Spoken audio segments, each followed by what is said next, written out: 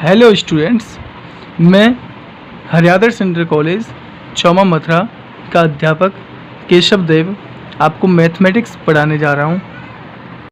Class 10th mathematics की आज हम एक्सरसाइज 3.3 का क्वेश्चन नंबर 3 करेंगे। मैंने आपके लिए क्वेश्चन नंबर 2 तक वीडियो डाल दी है, अगर आपने ना देखी हो तो आप देख लीजिए।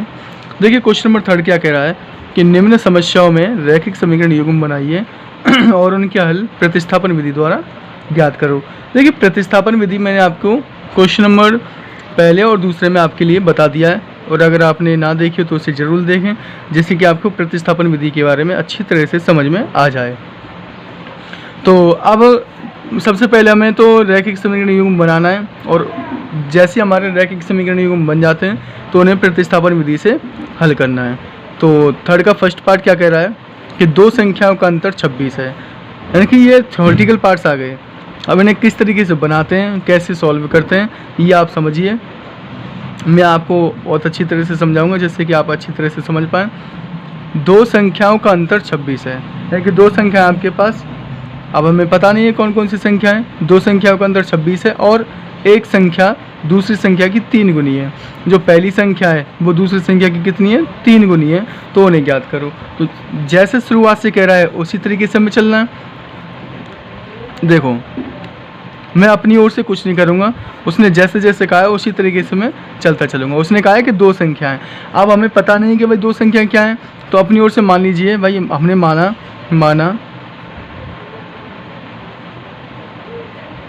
माना दो संख्याएं, क्योंकि हमें पता नहीं है ना दो संख्या क्या कौन कौन सी हैं, तो हम यहाँ पे मान लेते हैं। माना दो संख्याएं x तथा y हैं, ठीक है। यहाँ पर हमने एक संख्या x मान लिया और दूसरी संख्या y मान लिया। अब वो कह रहा है कि दोनों संख्याओं का अंतर, यानी कि अगर इन दोनों को आपस में घटाया जाए तो 26 आएगा। तो यानी कि x माइनस वाई बराबर 26, x माइनस वाई इक्वल 26। ये आपका हो गया समीकरण नंबर फर्स्ट। इस तरीके से आपको सॉल्व करते चलना है। उसने पहले कहा है कि दो संख्याओं का अंतर में स्वतः घटाव, तो दोनों संख्या घटा दी मैंने, x माइनस वाई बराबर 26। आगे चलो, और अब दूसरी ओर क्या कर रहा है, और एक संख्या दूसरी संख्या की 3 गुनी है, यानी कि इनमें से जो एक संख्या है वो दूसरी संख्या की कितनी है, 3 गुनी। तो x बराबर पहली संख्या दूसरी संख्या की 3 गुनी, यानी कि 3 का गुणा कर दो दूसरी संख्या में, इस तरीके से, ठीक है। इसे आप समीकरण नंबर 2 मान लो, या ऐसा कीजिए x बराबर 3y आ गया आपके पास, x की जगह यहाँ पे 3y रख दो प्रतिस्थापन, या x बराबर 3y। अब इससे आप क्या कर लेंगे, 3y को उधर लेंगे तो क्या बन जाएगा, x जब 3y प्लस का इधर आएगा तो किसका हो जाएगा, माइनस का, x माइनस 3y बराबर 0। ये हो गया आपका समीकरण नंबर 2, इस तरीके से, ठीक है। यानी कि पहले समीकरण में तो x माइनस वाई बराबर 26 हो गया, दूसरा समीकरण x माइनस 3y बराबर 0। ये आपके दो समीकरण आ गए। अब आपको ये प्रतिस्थापन विधि से सॉल्व करने हैं, क्योंकि उसने कहा कि रैखिक समीकरण युग्म बनाइए और प्रतिस्थापन विधि से सॉल्व करो। तो प्रतिस्थापन विधि से करेंगे इसे, हैं प्रतिस्थापन विधि से।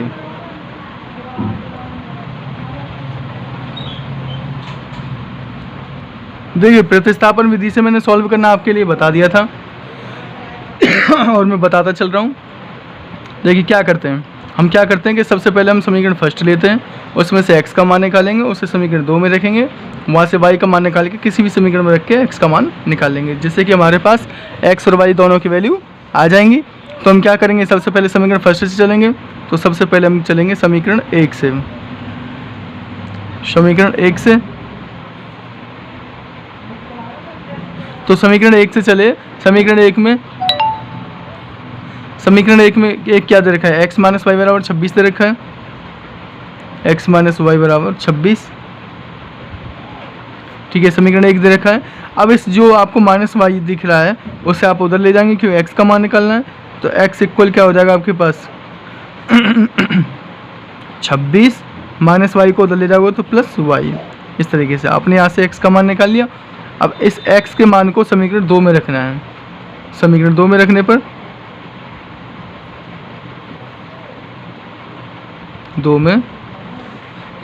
ठीक है। तो जहाँ पे x दिख रहा है वहाँ पे 26 प्लस वाई रखना है, तो यहाँ पे आपको रखना है 26 प्लस वाई, आगे क्या दे रखा है माइनस का 3y इक्वल 0। ठीक है, अब 26 तो ऐसे ही रखेंगे हम। यहाँ पे आप देख रहे हैं कि यहाँ पे -3y दे रखा है, यहाँ प्लस का 1y दे रखा है, तो -3 में से 1 गया तो कितने बचेंगे भाई, -2 बचेंगे, तो -2y बराबर 0। अब 26 को उधर पहुँचाना है तो यहाँ पे -2y बचेगा बराबर प्लस का 26 है, इधर आएगा तो किसका हो जाएगा, -26 हो जाएगा। इस माइनस से ये माइनस खत्म हो जाएगा, तो 2 13 बार 26 कट जाएगा। तो y का मान कितना आ गया आपके पास, y का मान आ गया 13। लो साहब, आपने यहाँ से y की वैल्यू निकाल ली कितने सिंपल तरीके से। अब आप y की वैल्यू को कहाँ रखोगे, किसी भी समीकरण में रख के x का मान निकाल लो। तुम्हारा मन चाहे या तो फर्स्ट में रख लो या सेकंड में रख लो। ठीक है, तो मैं किस में रखूँ, फर्स्ट में रख लेता हूँ। तो y बराबर 13 समीकरण 1 में रखने पर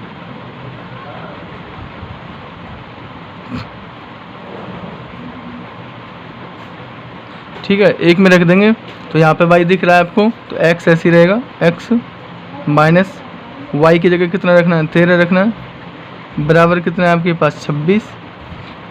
तो x का मान तो निकालना है, तो -13 को पलंग उधर पहुँचाना पड़ेगा, x बराबर 26 -13 जब बराबर से इधर जाएगा तो प्लस का हो जाएगा, +13, क्योंकि जो माइनस की संख्या होती है वो प्लस की हो जाती है और प्लस की संख्याएं माइनस की हो जाती हैं। तो यहाँ से x बराबर कितना निकला आपके पास, x बराबर मिला 26 और 13 जुड़ जाएंगे, 3 और 6 9 39। ठीक है, इस तरीके से आपने क्वेश्चन नंबर 3 का फर्स्ट पार्ट कर लिया है। देख लीजिए कितनी सरल तरीके से मैंने आपको बता दिया है कि उसने क्या कह रहा था और किस तरीके से हम चले और कैसे हमने प्रतिस्थापन विधि से दोनों के मान निकाली हैं। x का मान 39 आ गया और y का मान 13 आ गया। अब हम सेकंड पार्ट की ओर चलेंगे। देखिए सेकंड पार्ट क्या कर रहा है कि दो संपूरक कोणों में बड़ा कोण छोटे कोण से 18 डिग्री अधिक है तो उन्हें ज्ञात करो। अब ये संपूरक कोण क्या होते हैं, देखिए जब पूरक कोण आ जाए, संपूरक कोण आ जाए तो उसे आप कैसे सॉल्व करेंगे। संपूरक का मतलब क्या होता है, संपूरक का मतलब होता है पूरा कोण, ठीक है, यानी कि आपका 180 डिग्री का कोण संपूरक, ठीक है, और पूरक का मतलब है आधा 90 डिग्री का कोण। तो दो संपूरक कोण मान बताया उसने, तो दो संपूरक कोण का मतलब हो जाएगा ये कोण और ये कोण दोनों मिलके 180 बना दें। तो संपूरक का मतलब हो गया 180 डिग्री का कोण। तो हम कह देंगे भाई दो संपूरक कोणों की बात करी गई है, ठीक है। अब हम दो कोण, अब हमें मालूम नहीं कौन कौन से कोण है, तो अपनी ओर से मान लेते हैं कि माना दो कोण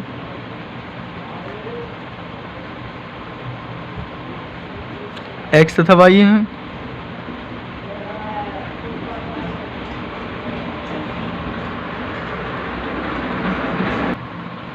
तो अब जो x और y मान लिए तो उसने कहा है दो संपूरक कोण है, तो इन दोनों को मिलाकर मेरा 180 डिग्री हो जाएगा क्योंकि उसने संपूरक कोण बोला है।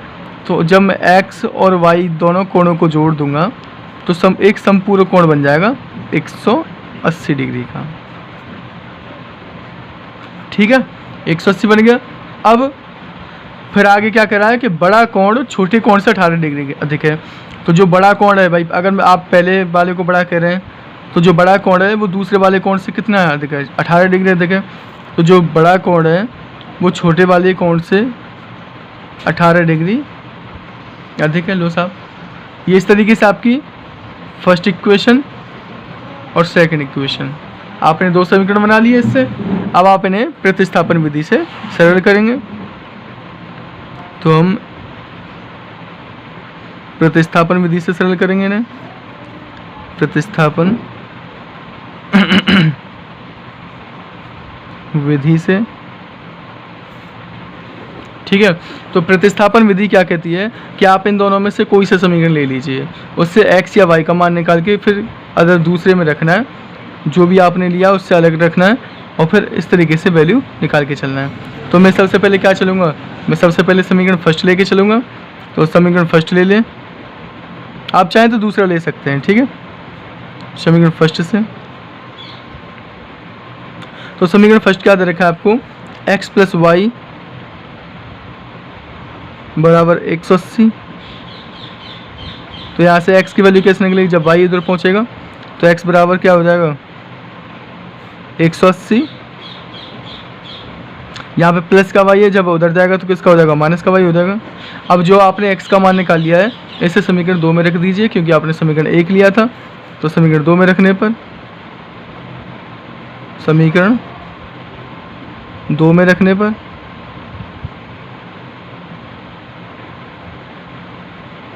तो समीकरण 2 में x यहाँ पे दिखाई दे रहा है आपको, तो इस x की जगह आपको 180 माइनस वाई रखना है। तो रख दीजिए, x की जगह आप 180 माइनस वाई रख देंगे, तो 180 माइनस वाई, और आगे क्या दिखाई दे रहा है, माइनस का वाई दिखाई दे रहा है, माइनस वाई ले लीजिए बराबर 18, ठीक है, 18 डिग्री।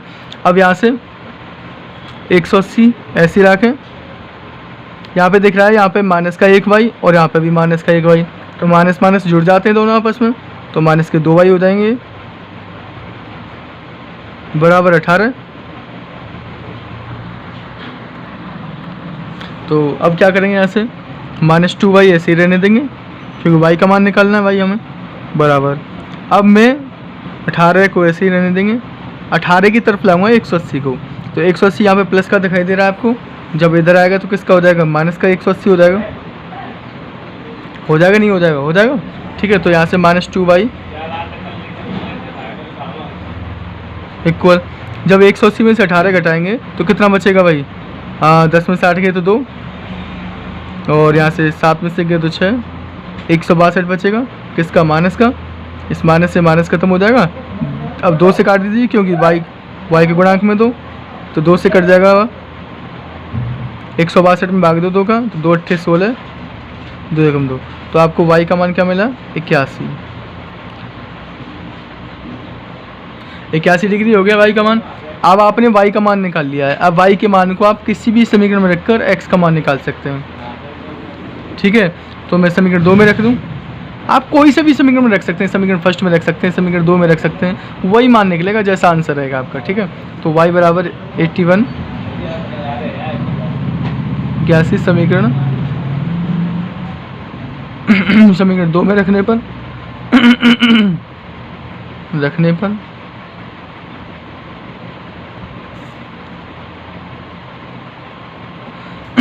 तो आप यहाँ रखिए, यहाँ पे दिखाई दे रहा है आपको y, तो यहाँ x ऐसे रहेगा माइनस वाई की जगह आप 81 रखेंगे बराबर 18, ठीक है। तो आप x इक्वल माइनस के 81 जो को जब इधर पहुँचाएंगे तो प्लस का हो जाएगा, 18 प्लस 81, तो यहाँ से x इक्वल 8 और 1 9, 8 1 9 99, यानी कि यहाँ से x की वैल्यू जो है वो 99 डिग्री आई है।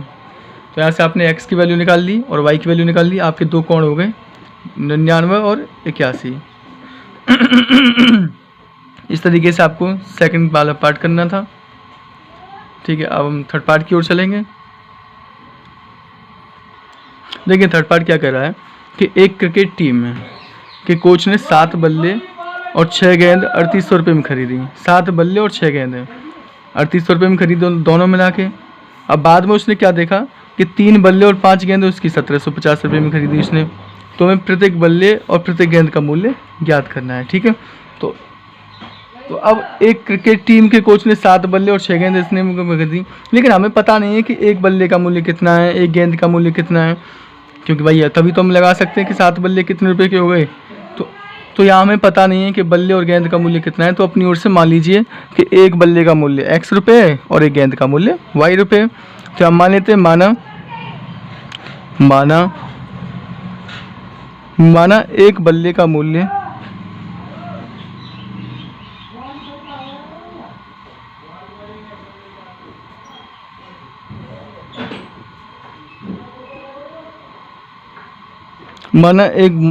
एक बल्ले का मूल्य x रुपये मान लिया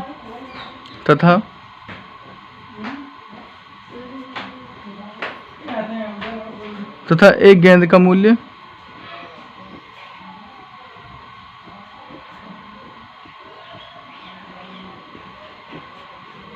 वाई रुपये मान लिया, ठीक है, क्योंकि हमें बल्ले और गेंद का मूल्य पता नहीं है इसलिए हमने एक्स और वाई मान लिए। अब यहाँ शुरुआत से पढ़ते हैं कि क्रिकेट टीम के जो कोच है उसने 7 बल्ले और 6 गेंद खरीदी। तो 7 बल्ले कितने रुपए के हो गए भाई? जब एक बल्ला x रुपये का तो 7 बल्ले 7x रुपये के हुए थे, हुए कि नहीं हुए? तो यहाँ से आप कह देंगे भाई 7x।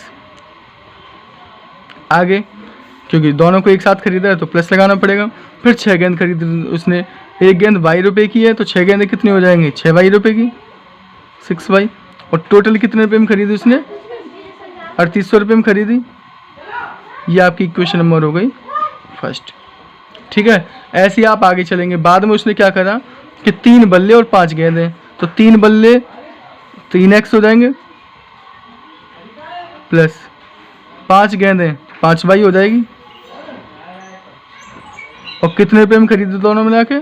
1750 रुपये में खरीदे। ये आप इस क्वेश्चन नंबर 2 दे देंगे, ठीक है। अब इन्हें हमें प्रतिस्थापन विधि से सरल करना है, तो प्रतिस्थापन विधि से सरल करेंगे, लिख देता हूँ। प्रतिस्थापन विधि से स्थापन विधि से तो कैसे सरल करते हैं प्रतिस्थापन विधि से? इन दोनों में से कोई सा समीकरण ले लीजिए, वहाँ से x या y का मान निकाल लीजिए। फिर अगर 2 लिया है तो उसमें x 1 में रखना है, 1 लिया तो 2 में रखना है। इस तरीके से वैल्यू को रख के, बहुत ही सिंपल तरीका है, ठीक है। आप कोई सा भी समीकरण ले सकते हैं। अभी तक मैंने एक समीकरण लेके किया था, अब मैं दूसरा समीकरण लेके करा सकता हूँ आपको। ले लो समीकरण 2 से, चल लो समीकरण 2 ले लो भाई। अभी तक मैंने समीकरण 1 लेके चलता था ना, अब आपको समीकरण 2 लेके चल रहा हूँ। समीकरण 2 से समीकरण 2 लेना, तो समीकरण 2 क्या दे रखा है आपको? 3x + 5 बराबर 1750। तो 3x + 5y बराबर 1750। ये आपका दूसरा समीकरण था जो मैंने ले लिया है। अब यहाँ से मुझे x का मान निकालना है, तो x का मान निकालना है तो 5y को तो भाई इधर पहुँचाना पड़ेगा, तो 3x इधर रहेगा, तो 3x इधर रखा। 3x बराबर 1750। आपको यहाँ 5y प्लस का दिख रहा है, जब आप इधर पहुँचाओगे तो किसका हो जाएगा? माइनस का हो जाएगा, -5y कह दिया। अब यहाँ पे जो x की वैल्यू निकालनी थी मुझे, अब ये जो 3 है इसके गुणा में, तो ये क्या है? इन दोनों के नीचे आएगा ना, तो इन दोनों के नीचे आ जाएगा। तो 1750 -5y अपॉन 3, इस तरीके से जो 3 था वो इन दोनों के नीचे आ गया। अब यहाँ से आपने x का मान निकाल लिया, वो भी समीकरण 2 से। अब इस x के मान को समीकरण कौन से में रखोगे भाई? जब समीकरण 2 से निकाला तो समीकरण 1 में रखना पड़ेगा ना, तो आप समीकरण 1 में रखेंगे। समीकरण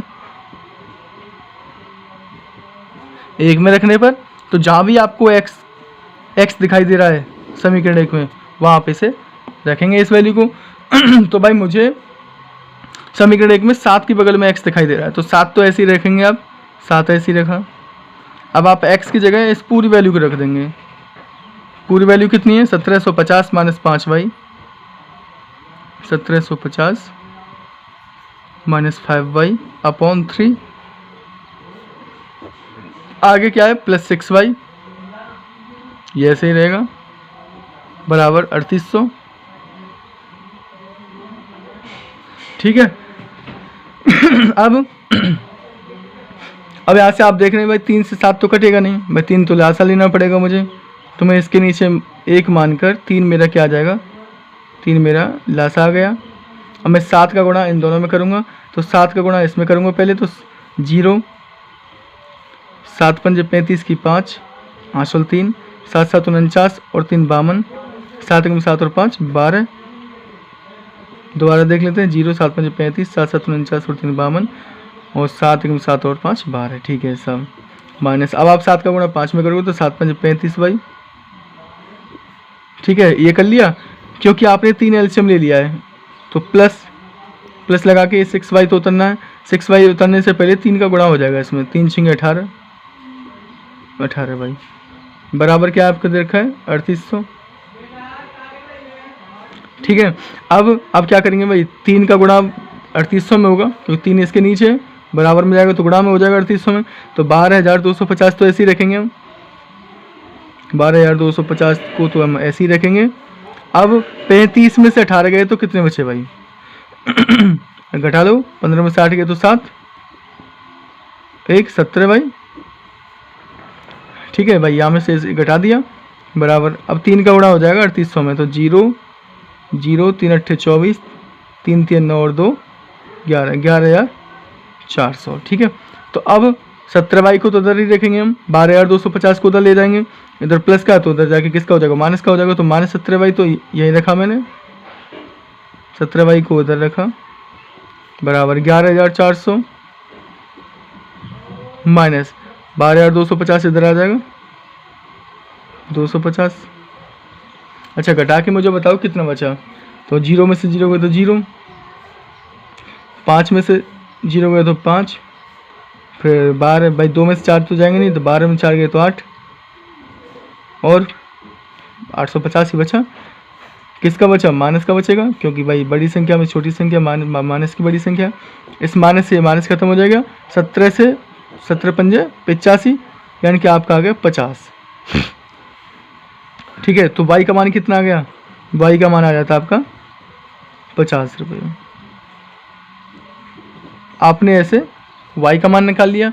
अब आपने y का मान निकाल लिया, अब आपको x का मान चाहिए, तो आप y के मान को किसी भी समीकरण में रख के x का मान निकाल लीजिए। तो आप कोई सा भी समीकरण में रख लो, फर्स्ट में रख लेते हैं, चलो सेकंड में रख लेता हूँ। समीकरण 2 में रखने पर, तो समीकरण 2 में रखने पर, 2 में रखने पर, तो समीकरण 2 में रख देंगे हम y का मान 50, तो यहाँ से 3x तो ऐसे रहेगा, 3x ऐसे रहेगा, प्लस 5 गुणा y की जगह हम क्या रख देंगे? 50 रख देंगे बराबर 1750। ठीक है, तो 3x प्लस 55 25 250 हो गया बराबर 1750। अब यहाँ से क्या होगा कि 3x को तो यहीं रखेंगे, जो आपको 250 दिख रहा है वो 1750 की तरफ ले जाएंगे। ये प्लस का उधर जाकर किसका हो जाएगा? माइनस का हो जाएगा। तो 1750 माइनस 250 कितने बचते हैं भाई? तो यहाँ से 3x बराबर 1750 में से 250 घटाएंगे तो भाई आप कह देंगे इससे आप सब 1500 बचेंगे, और 3 पंजे 15, x का मान क्या है? 500।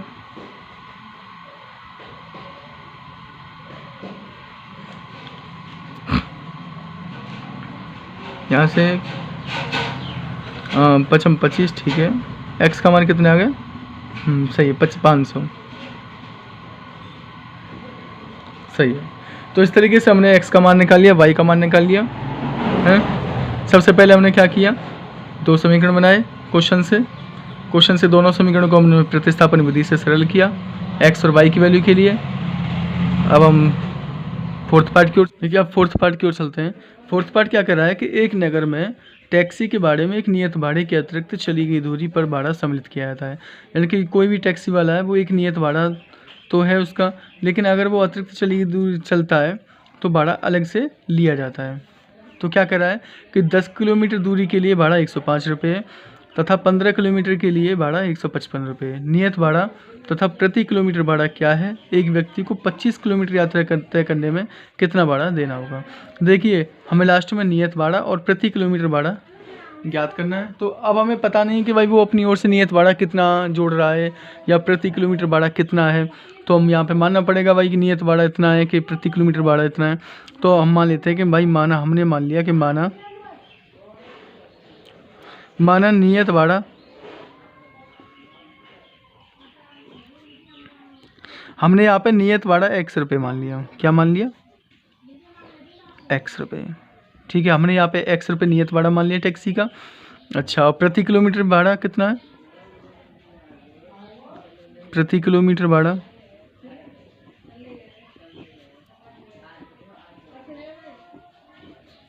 y रुपये मान लेते हैं। ठीक है, जो टैक्सी का नियत भाड़ा है वो हमने x रुपये मान लिया है, और प्रति किलोमीटर जितना भी वो चल रहा है वो y रुपये मान लिया है। अब वो कह रहा है कि एक नियत बाड़े के अतिरिक्त चली गई दूरी बाड़ा सम्मिलित किया था 10 किलोमीटर दूरी के लिए। अब वो 10 किलोमीटर चल रहा है तो नियत बाड़ा तो अलग से जुड़ेगा x प्लस 10 किलोमीटर के लिए 10y हो जाएगा, क्योंकि प्रति किलोमीटर के बाड़ा हमने y एक y लगाया है तो 10 किलोमीटर के 10y हो गया। वो कितने रुपये ले रहा है? वो 105 रुपये ले रहा है। ये आपकी होगी क्वेश्चन नंबर फर्स्ट। ठीक है, अब आगे पढ़ते हैं। आगे क्या कर रहा है? तथा 15 किलोमीटर के लिए भाड़ा 155 रुपये। तो नियत भाड़ा प्लस 15 किलोमीटर का भाड़ा, तो 15 बाई बराबर कितना 155 रुपये दे रहा है। ये मैंने क्वेश्चन नंबर 2 मान लिया, तो 155 ये क्वेश्चन नंबर दूसरी मान ली। अब हम क्या आगे क्या पूछ रहा है कि एक व्यक्ति को 25 किलोमीटर यात्रा तय करने में कितना भाड़ा देना होगा। लास्ट टाइम हमें ये फाइंड करना है कि 25 किलोमीटर यात्रा तय करने में। तो आप निकलवा क्या रहा है? वो निकलवा रहा है, हाँ ऐसे इक्वेशन थर्ड दे दें तो x प्लस 25 किलोमीटर के लिए पूछ रहा है 25y। अब इसके लिए वो पूछ रहा है कि कितना भाड़ा देना पड़ेगा। इसे हम निकालेंगे लास्ट में। ठीक है, इसे हम दे देते हैं समीकरण नंबर थर्ड। ठीक है, इसके लिए लास्ट में अगर हमें x और y की वैल्यू मिलती है जो इसमें रखने पर हमें 25 किलोमीटर के लिए निकल आएगा भाड़ा कितना देना पड़ रहा है। अब देखिए वही प्रतिस्थापन विधि से सॉल्व करना है इन दोनों समीकरणों को। तो हम प्रतिस्थापन विधि से समीकरण फर्स्ट और समीकरण सेकंड को सॉल्व करेंगे। तो हम लगाएंगे यहाँ पे प्रतिस्थापन विधि से, तो लगा दीजिए। तो प्रतिस्थापन विधि से हम सॉल्व करेंगे, प्रतिस्थापन विधि से।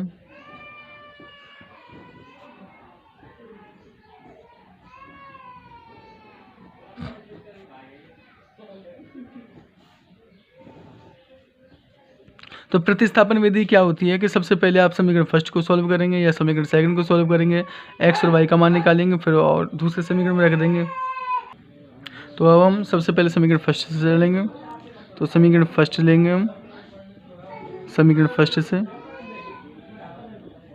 ठीक है, समीकरण फर्स्ट क्या दे रखा है आपको? x plus 10y equal 105। ठीक है, ये आपका इक्वेशन फर्स्ट हो गया। अब यहाँ से हमें x की वैल्यू निकालनी है, तो x की वैल्यू के लिए आपको 10y उधर पहुँचाना पड़ेगा। तो x इक्वल क्या निकलेगा आपका? तो x इक्वल टू कितना हो जाएगा हमारे? x इक्वल 105 प्लस का 10y था, इधर आके किसका हो जाएगा? माइनस का 10y हो जाएगा, -10y। इस तरीके से यहाँ से x की वैल्यू निकाल के अब हम इन दोनों समीकरणों में, अब कौन सा समीकरण लिया था आपने? एक से चले थे, तो आपको दूसरे समीकरण में रखना है। तो यहाँ पे आपको x दिख रहा है, तो इस x की जगह आप रखेंगे 105 माइनस 10y। तो समीकरण 2 में रखने पर, समीकरण 2 में रखने पर, 2 में रखने पर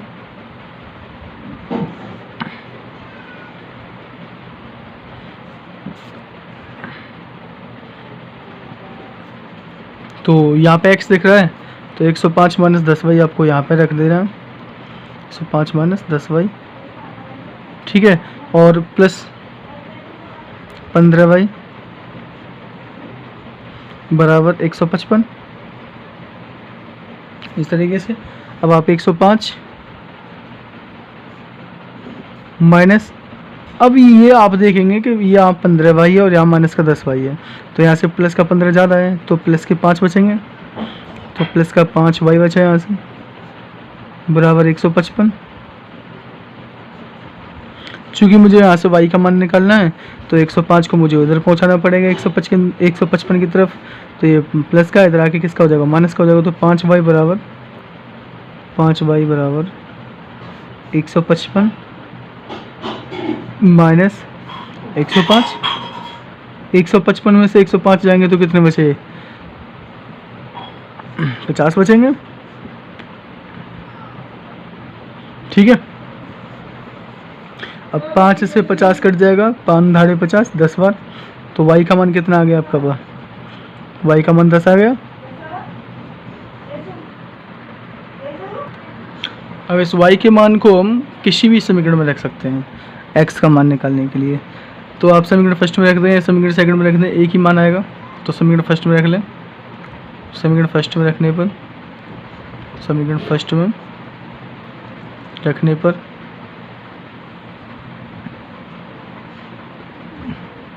ठीक है, जैसे में एक्स तो ऐसे ही रहेगा आपका प्लस 10 गुणा वाई की जगह आप क्या रखेंगे 10 रखेंगे बराबर 105।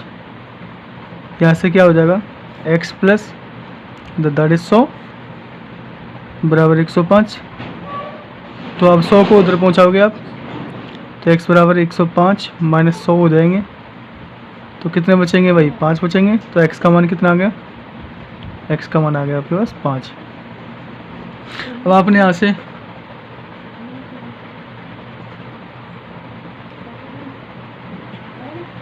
x का मान 5 और y का मान 10 हो गया। अब आपने x और y का मान निकाल लिया मुझे, लेकिन लास्ट में x प्लस 25y, क्योंकि उसने कहा था पहले क्वेश्चन में कि 25 किलोमीटर यात्रा तय करने में कितना भाड़ा देना होगा। तो आपको यहाँ पे इसमें इक्वेशन थर्ड में रखने पड़ेंगे x का मान और y का मान। तो आप रख देंगे x बराबर 5 और y बराबर 10। तो आप यहाँ रखेंगे समीकरण थर्ड में।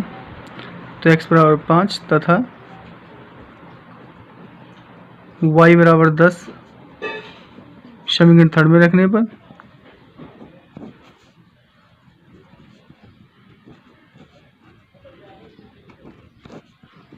पर तो यहाँ से x की जगह जैसे ही आप 5 रखेंगे 5 प्लस 25 गुणा y की जगह 10 रखेंगे तो 25 8 250 और 5 255। इसका मतलब ये हुआ कि 25 किलोमीटर यात्रा तय करने में उसका भाड़ा लगेगा 255। ठीक है, और नियत भाड़ा उसका 5 रुपये और प्रति किलोमीटर भाड़ा उसका 10 रुपये। इस तरीके से आपका आंसर आया। तो 3 आंसर आ गए आपके। 25 किलोमीटर यात्रा के लिए 255, नियत भाड़ा 5 रुपये और प्रति किलोमीटर भाड़ा 10 रुपये। इस तरीके से आपको क्वेश्चन नंबर थर्ड का 4th नंबर करना है। अब हम 5th नंबर पे चलेंगे। अब 5th पार्ट देखेंगे। 5th पार्ट क्या कह रहा है कि यदि किसी भिन्न के अंश और हर दोनों में 2 जोड़ दिया जाए तो वह 9/11 हो जाती है, और यदि अंश और दोनों में 3 जोड़ दिया जाए तो वह 5/6 हो जाती है। तो वह भिन्न ज्ञात करो। हमें यानी कि वह भिन्न ज्ञात करनी है जिसके अंश और हर दोनों में अगर एक बार 2 जोड़ दिया जाए तो वह 9/11 हो जाएगी, और यदि अंश और हर दोनों में 3 जोड़ दिया जाए तो वह 5/6 हो जाती है। तो वह भिन्न क्या है। अब भाई भिन्न तो हमारी इस तरीके से होते हैं, जैसे 1/2 बटे के रूप में होती हैं भिन्न हमारी हैं, तो इस तरीके से होती हैं। तो आप क्या करेंगे, भिन्न मान के चलेंगे। तो आप क्या मान लेंगे, हमने माना एक भिन्न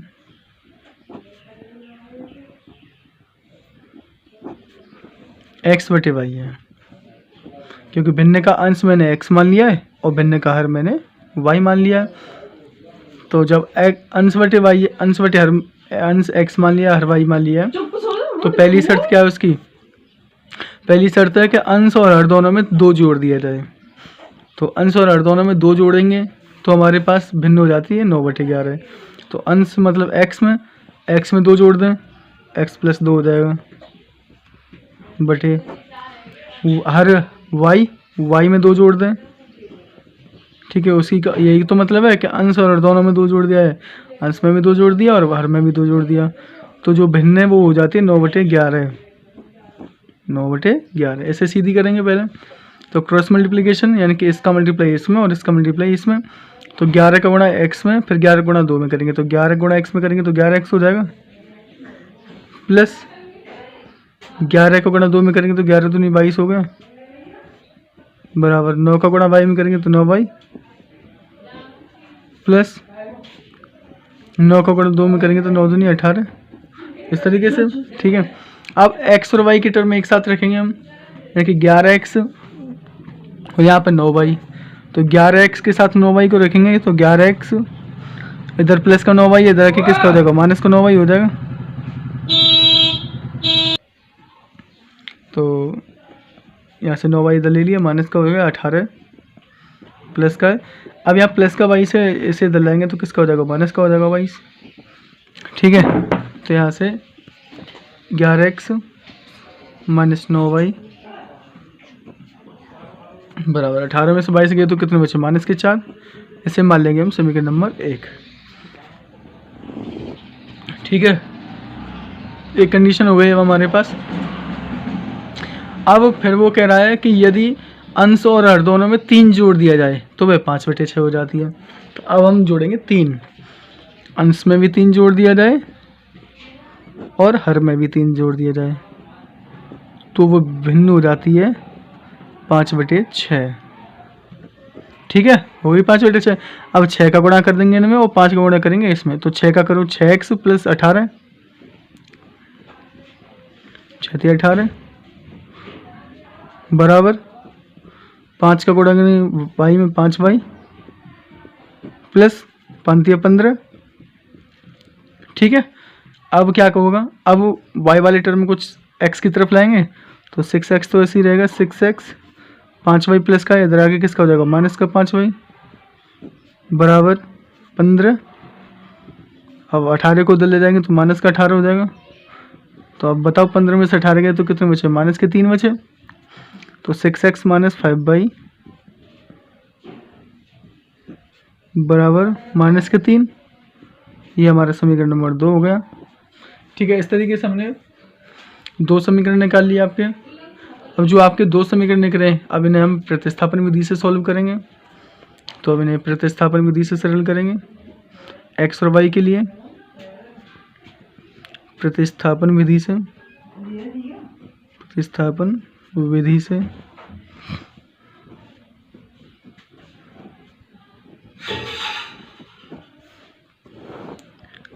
तो प्रतिस्थापन विधि क्या कहती है कि कोई सा एक समीकरण लीजिए, उससे x या y की वैल्यू निकालिए और इसे दूसरे समीकरण में रखिए। तो आप कौन से समीकरण लेंगे, यदि आप समीकरण फर्स्ट से चलेंगे तो समीकरण फर्स्ट से चलेंगे हम। समीकरण 1 से, समीकरण 1 क्या है, 11x - 9y बराबर -4, 11x - 9y बराबर -4। ठीक है, यहाँ से x की वैल्यू निकालनी है तो -9y उधर पहुँचाना पड़ेगा। तो 11x बराबर -4, इधर -9y है, उधर जाके किसका हो जाएगा प्लस का हो जाएगा, प्लस का 9y। ठीक है, तो अब x बराबर कितना हो जाएगा, x बराबर -4 + 9y बटे 11। ठीक है, ये जो 11 था वो नीचे आ गया इन दोनों के, क्योंकि x के गुणा में था 11। अब इस जो x की वैल्यू आपने समीकरण फर्स्ट से निकाला है इसे आप समीकरण 2 में रखेंगे। किस में रखेंगे, समीकरण 2 में रखेंगे। तो समीकरण 2 में रखने पर, समीकरण 2 में रखने पर तो रखें समीकरण 2 में। समीकरण 2 कहाँ है भाई, यहाँ रहा। तो x की जगह यहाँ पे आएगी, x की जगह ये वैल्यू, तो ये जाएगा 6 × x की जगह रखेंगे हम -4 + 9y बटे 11। ठीक है, और -5y बराबर -3। ठीक है, अब क्या होगा, अब हम -5y के नीचे 1 मान लेंगे ताकि 11 एलसीएम आ जाएगा, क्योंकि हमारे 6 से तो 11 कट नहीं रहा है। तो 6 का गुणा 4 में होगा, फिर 6 का गुणा 9 में होगा, तो 6 × 24 -24 प्लस 6 × 9 = 54 y माइनस, क्योंकि 6 का गुणा हो गया दोनों में, अब 11 का होगा 5 में, 11 × 5 = 55 y बटे 11, क्योंकि आपने 11 एलसीएम ले लिया बराबर -3। ठीक है, यहाँ से क्या होगा -24 प्लस, अब यहाँ से आप देखेंगे कि यहाँ से तो यहाँ तो -55y है और यहाँ प्लस का 54y है, तो माइनस के 1y बचे ना, क्योंकि -55 ज़्यादा है 54 से, तो -1y बचा बराबर। अब 11 का गुणा कर देंगे -3 में, तो 11 × 3 = 33। ठीक है, अब हम करेंगे आगे। अब क्या करता हूँ, -y को तो उधर रखता हूँ और -24 में -33 की तरफ पहुँचा देता हूँ। तो -y बराबर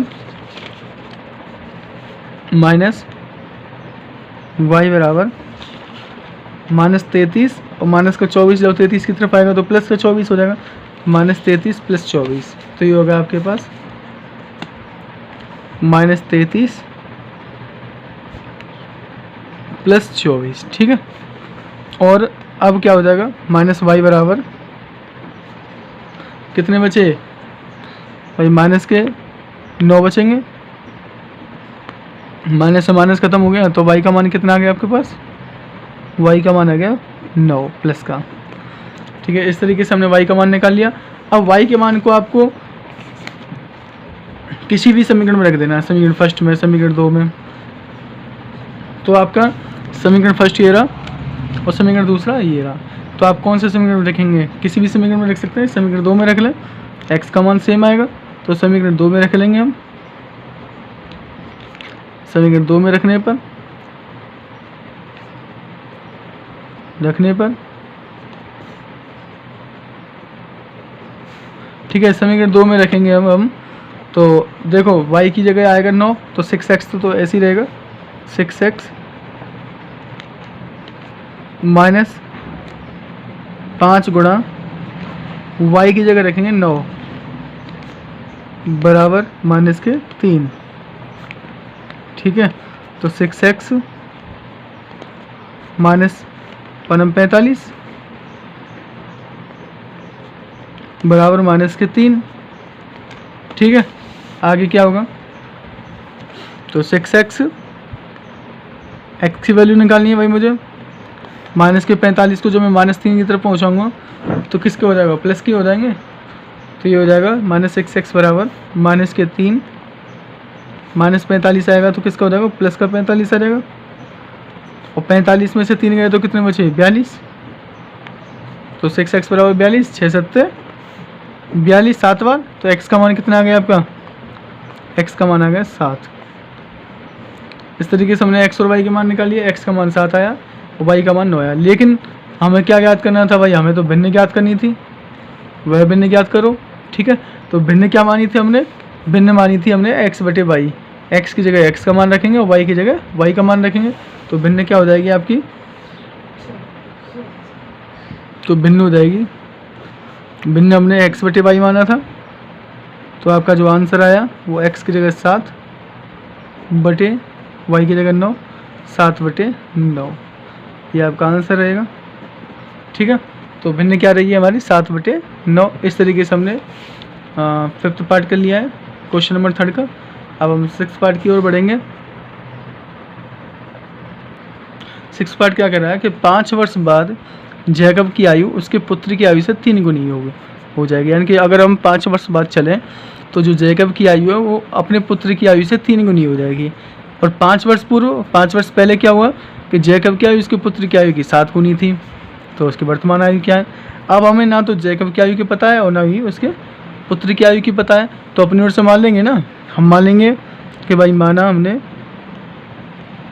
माना जैकब की आयु x मान लेते हैं, माना जैकब की आयु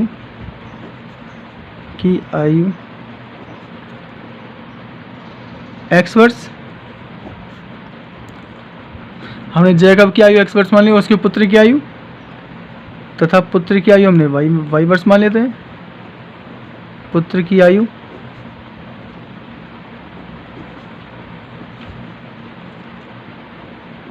y वर्ष हो जाएंगे। ठीक है, अब हम चलेंगे सबसे पहले 5 वर्ष बाद। तो 5 वर्ष बाद चलेंगे, 5 वर्ष बाद।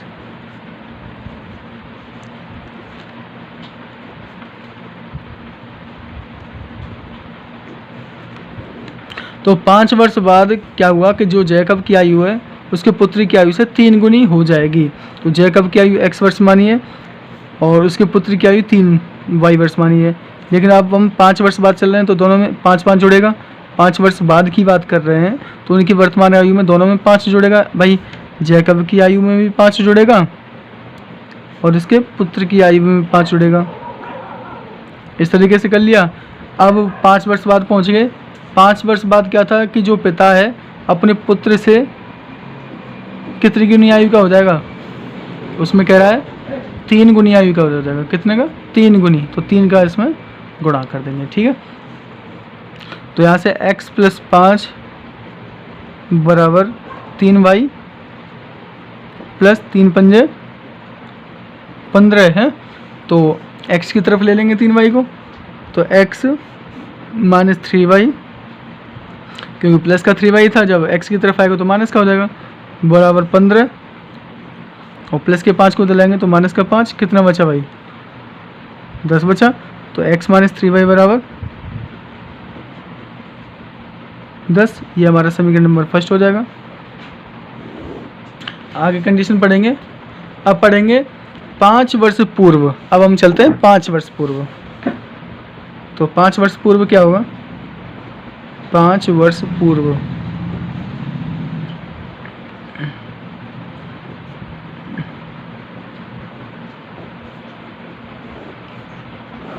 तो देखिए 5 वर्ष पूर्व, अब 5 वर्ष पहले की बात कर रहा है तो जैकब की आयु में से 5 घटेगा और उसके पुत्र की आयु में से 5 घटेगा।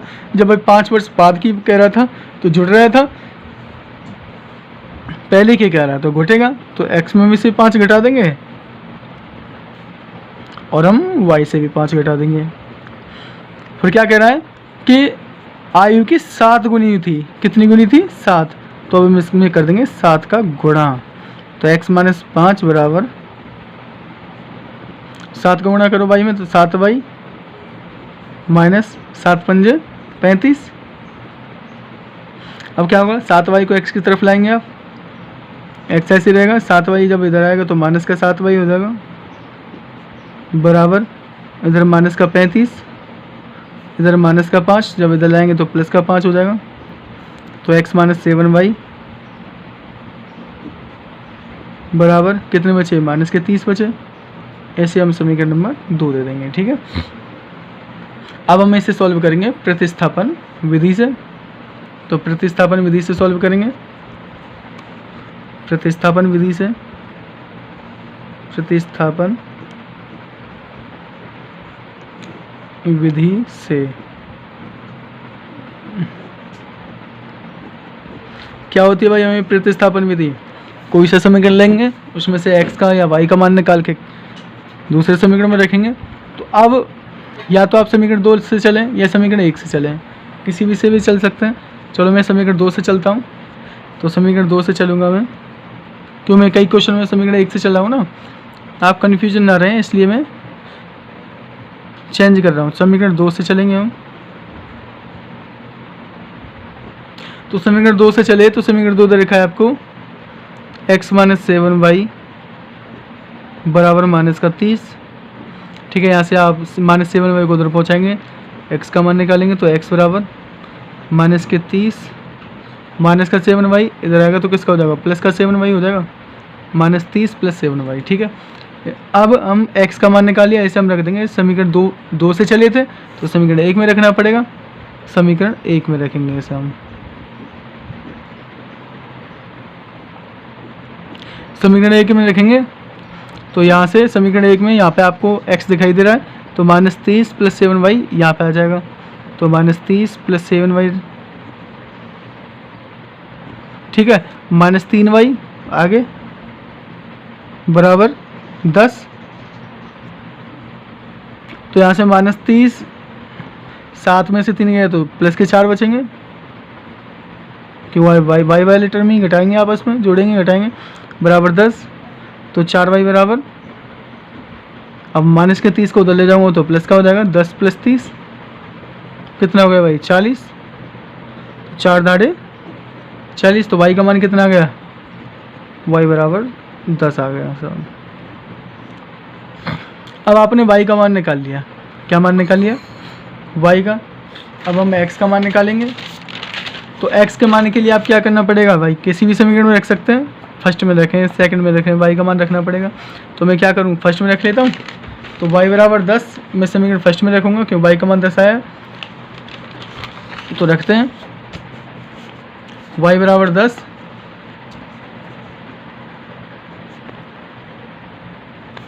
समीकरण 1 में रखने पर